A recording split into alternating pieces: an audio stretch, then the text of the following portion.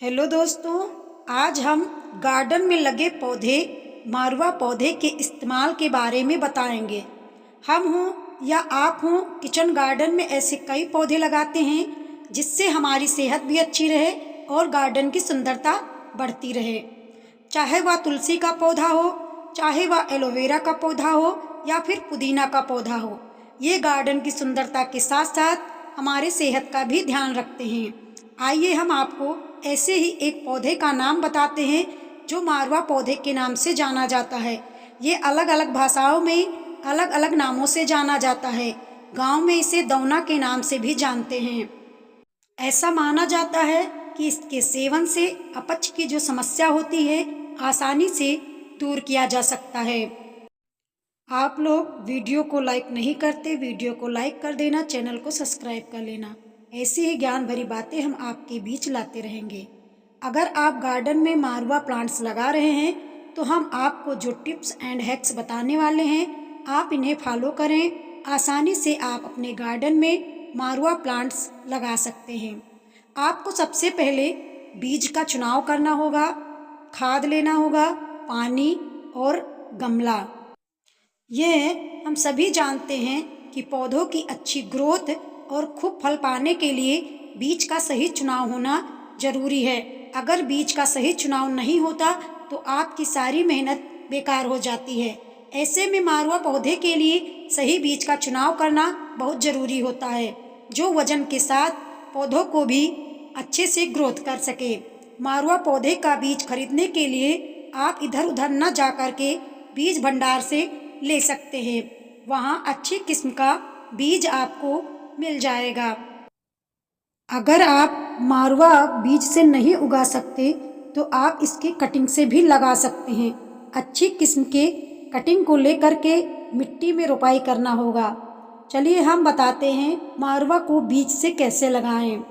मारवा पौधा लगाने के लिए पहले जिस मिट्टी को आप गमले में इस्तेमाल करने वाले हैं उसे फोड़कर 1-2 दिन के लिए धूप में रख दें। इससे क्या होगा कि उसमें मौजूद जंगली जो घास या कीड़े आसानी से उसमें खत्म हो जाएंगे। अगले दिन मिट्टी में 2-3 कप खाद ले करके उसमें मिक्स कर लेना है। जब आप मिट्टी को मिक्स कर रहे हो खाद को, तो आप ध्यान दें कि उसके अंदर जंगली घास या मिट्टी में कीड़े तो नहीं हैं। इसके बाद मिट्टी को गमले में डालकर बराबर कर लें। मिट्टी बराबर करने के बाद बीज को मिट्टी के अंदर लगभग 1 या 2 इंच गहरा दबाकर मिट्टी को बराबर कर लें। अगर आप कटिंग से लगा रहे हैं तो आप इसी प्रकार करके कटिंग को लगाना होगा। अब बीज लगाने के बाद गमले में 2 मग पानी जरूर डालें। अब गमला को छांव में रख दें या कटिंग से लगाए हैं तो उसमें पानी डाल दें और छांव में उसे रख दें। बीज जब तक अंकुरित ना होता हो तब तक छांव में ही रखें। अगर मारवा का बीज पौधे के रूप में है तो सबसे पहले पौधे को गमले के बीच में डालकर एक हाथ से पकड़े रहें। अब दूसरी हाथ में गमले में मिट्टी को डालकर बराबर कर लें। मिट्टी बराबर करने के बाद उसमें पानी डाल दें। अगर आप चाहते हैं कि पौधे की ग्रोथ अच्छी हो तो उसके लिए सही खाद का चुनाव करना बहुत ज़रूरी होता है।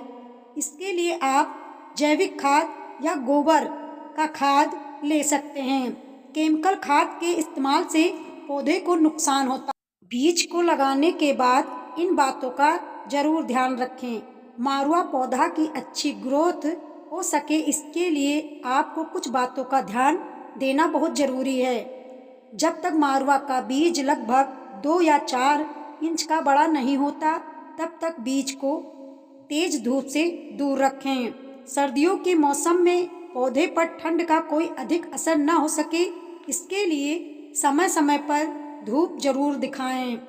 पौधे को कीड़े खराब न करें इसके लिए समय समय पर होममेड स्प्रे का छिड़काव करते रहें, जैसे नींबू, बेकिंग सोडा, सिरके में कीटनाशक स्प्रे बना सकते हैं। लगभग 7-8 महीने बाद मारवा के पौधे में फल और फूल निकलने लगते हैं। ये पौधा गार्डन की सुंदरता के साथ साथ सेहत का भी ध्यान रखता है। और गार्डन को सुंदर बनाता है, क्योंकि इसकी पत्तियाँ और जो मंजरियाँ होती हैं देखने में बहुत खूबसूरत लगता है।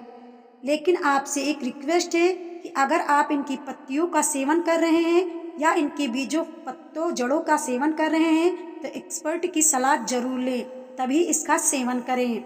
ऐसी ही जानकारियाँ हम लाते रहेंगे गार्डन टिप्स के लिए। धन्यवाद।